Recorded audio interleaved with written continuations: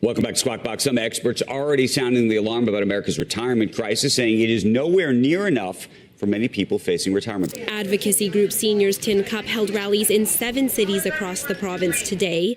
Over 100 seniors gathered at the march in Vernon. We're marching because seniors cannot live just on their pensions.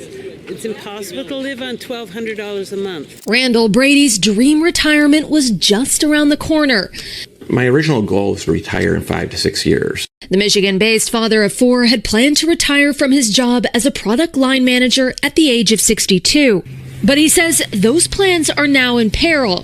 What's happening in the stock market, what's happening with inflation, even worries about taxation, it's really set me back. So are you guys tired of living paycheck to paycheck and looking for ways to really secure your financial future? Today we're going to talk all about diversifying your income stream. And it's really important because when you only have one source of income, it really leaves you vulnerable to any sort of changes in the economy or your situation on your own. So today we really want to go over why it's so important to diversify your income streams, some ideas for diversifying your income streams, and maybe how you can go about finding those new sources of income.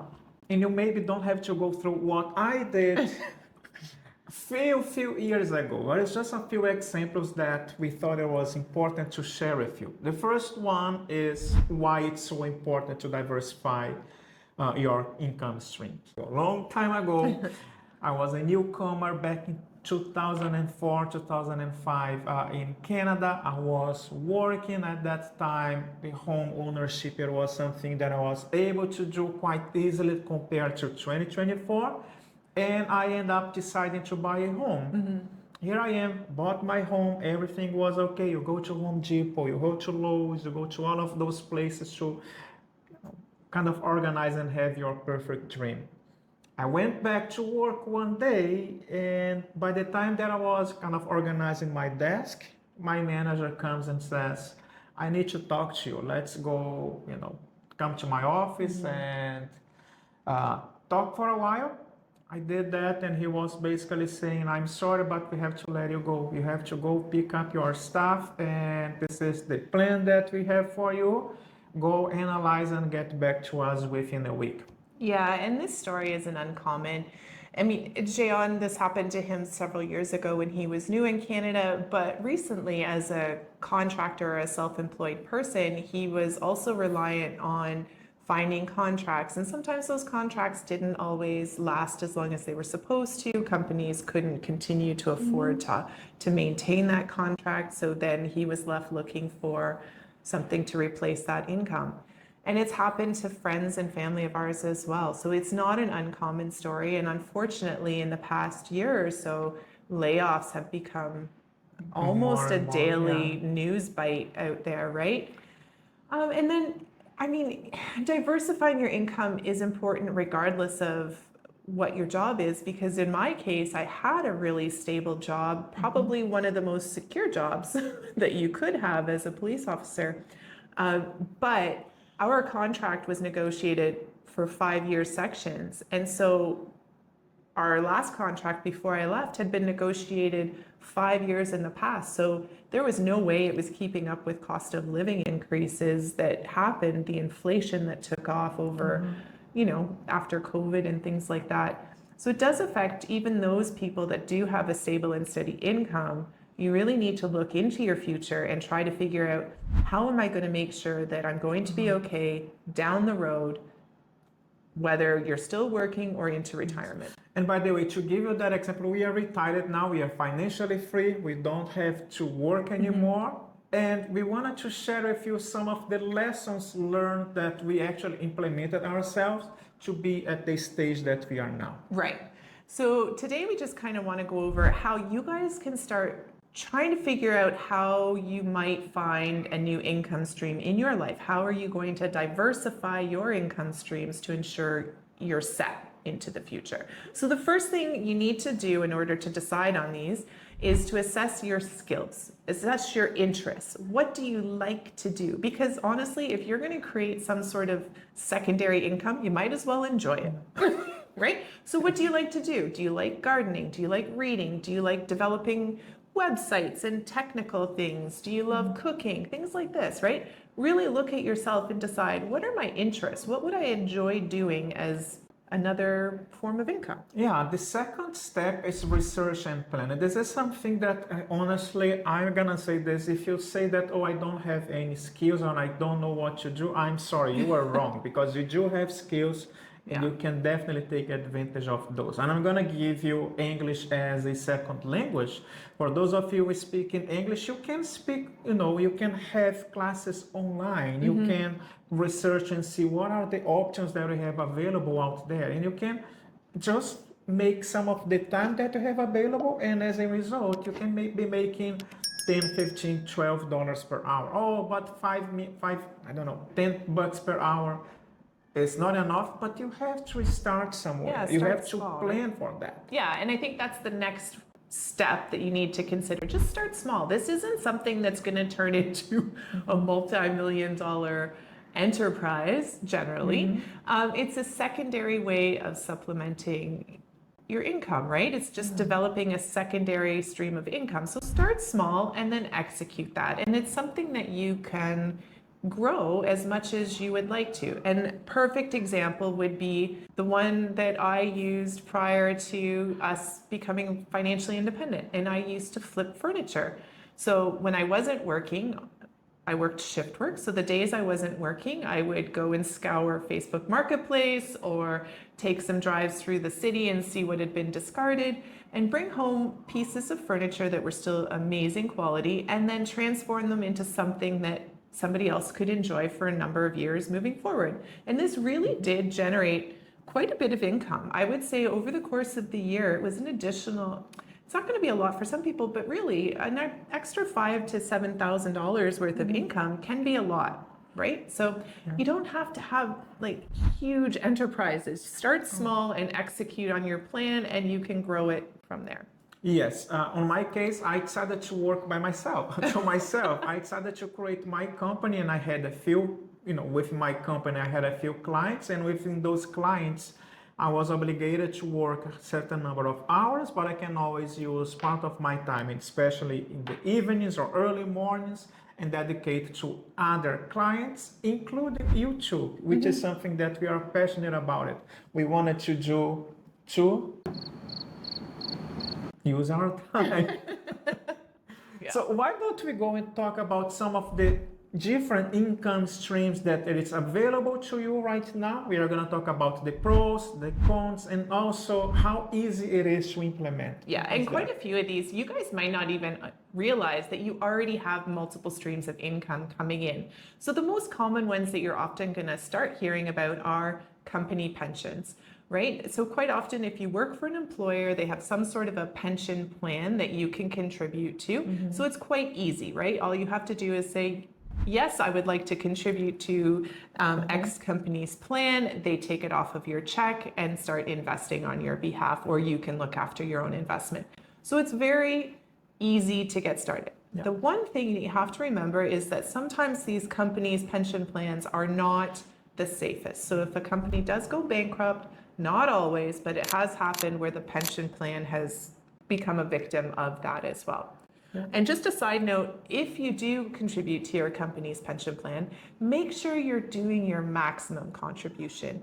It's just an easy way of starting to save for your future. It's free money at the end of the day, right? Yeah.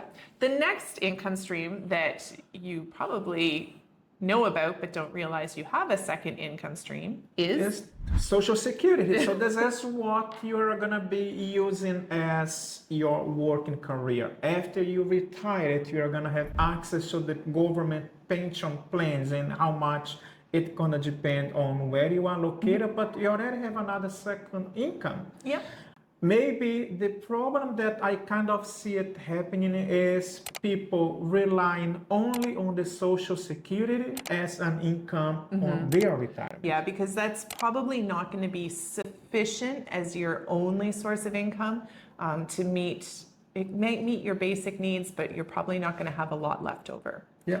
The next source of income that quite a few people have, including ourselves, is dividend income. So if you are investing outside of your company's pension plan, then quite often you're going to be receiving dividends or distributions from some type of an investment. Easy to set up as long as you do your research and you've informed yourself about which stocks or ETFs to purchase. Its potential for growth is quite good, but a con is that you are very much subject to the market volatility. So as we all saw at the beginning of COVID, a massive dip, but then it came back up, and then a couple of years later it went down again. So you are subject to a little bit of volatility, but it's also a very great form of income diversification. Another option that you have available is rental income. You can have a place that you're gonna find and receive the money from that rental income. How easy it is, it's going to depend on how much money you have available or not to buy that property. So, but this is something that you definitely should consider. The process, the cash flow, every single month, you're going to have access to that money to you. On the other side, the constant maintenance that you have to incur and maybe the risk of not having the property rented at all. Right. Now, we just wanted to kind of go over a few that you may not have thought of as potential income diversification. And the first one, it's similar to dividend stocks, but also to real estate, and those are REITs. So a REIT is basically it's an ETF of real estate properties. So when those properties pay their rent every month, then you, as a holder of this particular REIT, receive a portion of rent. So it's great because you can diversify your exposure to different rental properties and you're not just stuck with one, but you're also very much subject to that market risk that we talked about previously.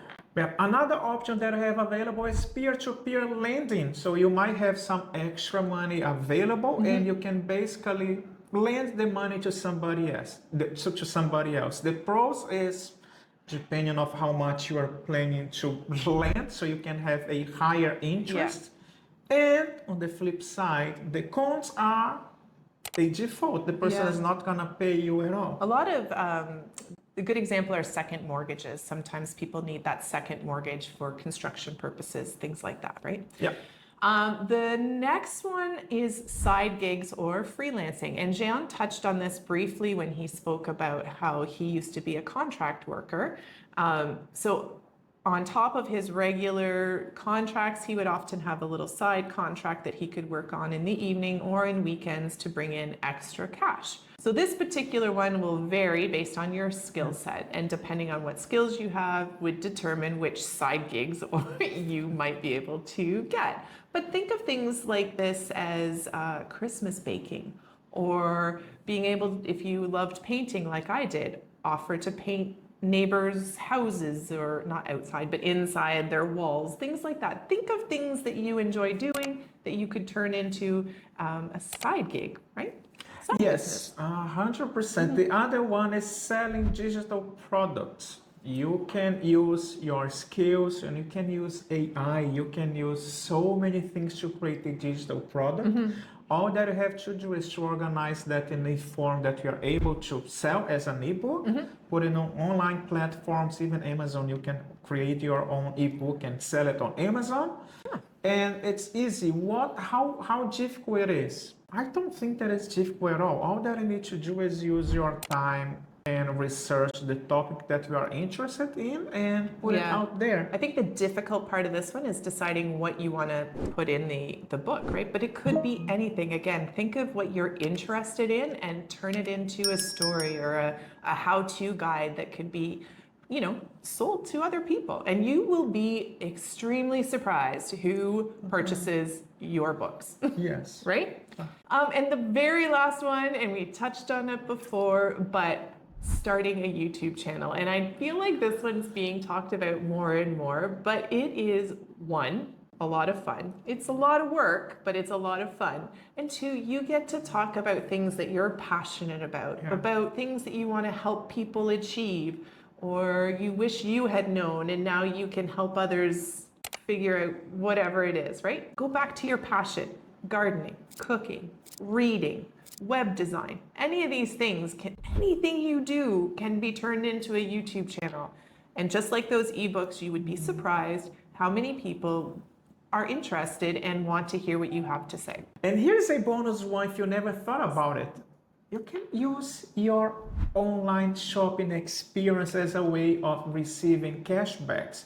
In our case, we do prefer points to travel, but if you are not into the points and miles game, you can use cashback. With the cashback that you are gonna have available, you can use to invest, you can use to subscribe or enroll to a course. There are so many things that you can do. I'm gonna link up here Rakuten, which is a really good one that comes to my mind. Capital One Shopping, online portals. Oh my God, I'm not even gonna keep going because there are so many. Yeah, but we'll put those down below. And honestly, think of these seriously because they can generate a significant amount of money either as cashback points or points to be used towards travel. Yeah. So we'll link them down below. Yeah. But we just wanted to kind of briefly share with you guys some of the ideas that are out there for you to start thinking about generating a second, third, or fourth source of income. Because just simply relying on your one source of income from your job or your Social Security checks can really lead to a lot of stress in the future if something happens or if that money isn't sufficient to cover your needs. We want to help you make your future as happy and positive as possible. So really think about diversifying those income streams. And if you're at all curious as to how we have generated over $7,000 worth of income each month from our different income streams, take a look at the video on your screen now. We hope that you're well, we hope that you're safe, and share in the comments below if you have another source of income that you have not mentioned on this video. Yeah. Take care, guys. Bye!